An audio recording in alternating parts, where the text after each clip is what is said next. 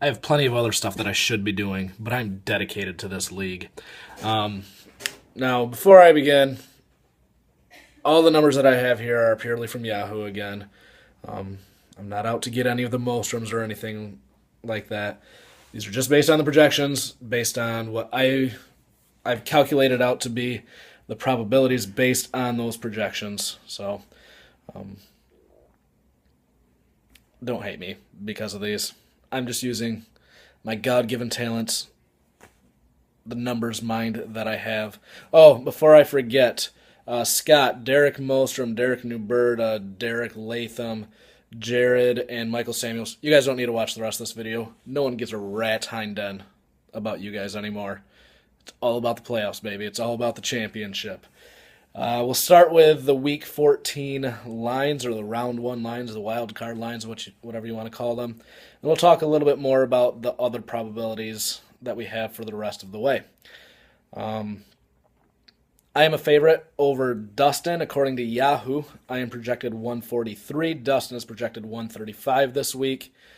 That 8-point difference is good enough to give me I lost my sheets here.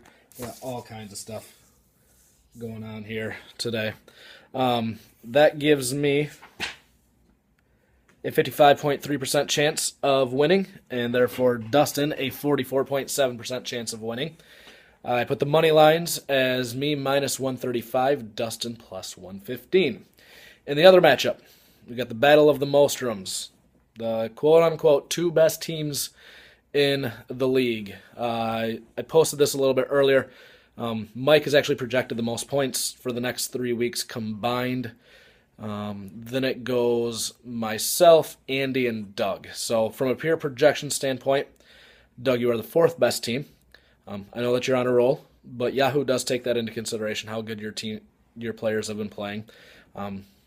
Wanted to get that out there. And again, if you don't believe in Yahoo's projections, none of this means any crap to any of you. But I've got Mike winning this matchup 63.7% of the time, and Doug winning it 36.3% of the time. So for money line purposes, that puts Mike at a minus 190, Doug at plus 160. So I've got Mike as a big favorite this week. Haven't looked at the matchups or anything, just purely from projection standpoint, Mike is a big favorite. So only two matchups to be concerned about this week. So let's move on to the futures. Finishing in the top three. That's important because it wins you more money. I've just got the lines here. Andy actually has the best probability of finishing in the top three.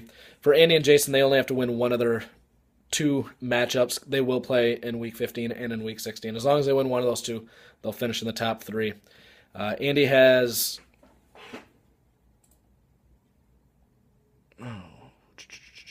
Oh, there we go. Andy has just under a 75% chance of finishing in the top three. We've got him at minus 385. Jason has a 67.5% chance finishing in the top three. I have him at minus 265. Mike has just over half. He's got a 55.2% chance. I've got him at minus 150. Well, quite a bit over half. Myself, a 44% chance, plus 105. Dustin, a 30.7% chance, plus 180. And Doug, not because your team's terrible, just because you have to play Mike the first week. That hurts a lot of your probabilities. You have a 28.2% chance of finishing in the top three, and I got that at plus 200.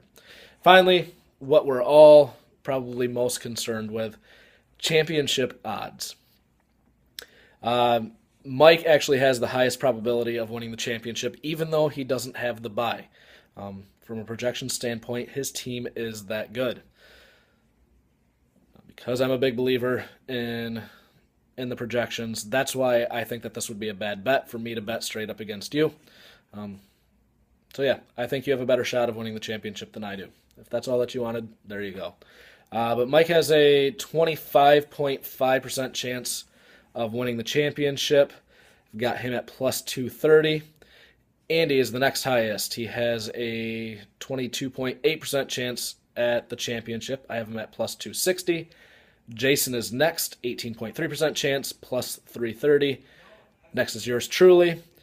So I've got the lowest probability out of all the division winners. I have a 15.4% chance of winning the championship,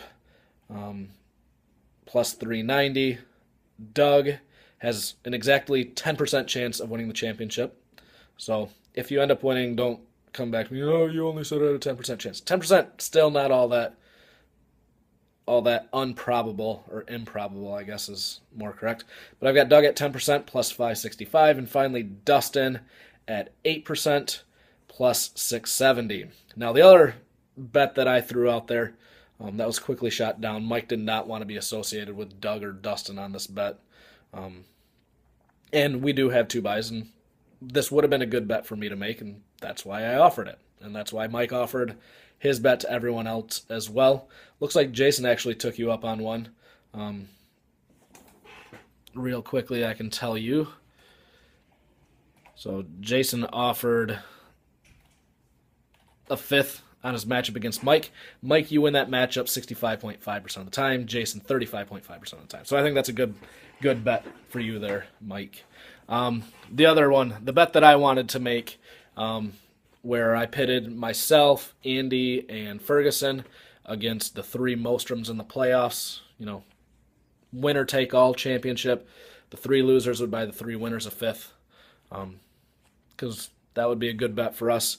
There's a 56.5% chance that either myself, Andy, or Ferguson wins, and that means that there is a 43.5% chance that Doug, Dustin, or Mike wins. So I've got the Hemi Fergusons as a minus 140 favorite over the Mostroms as a collective group, plus 120. That's what the probabilities say. I like my chances against Dustin. I'm not going to guarantee victory, but I like my chances. I like my matchups, and I like Mike to beat Doug this week. Not only because the probabilities, the projections say so, but I just think that my team is better than Dustin's and Mike's team is better than Doug's. Those are just my thoughts. Go the Strokes. See you next week.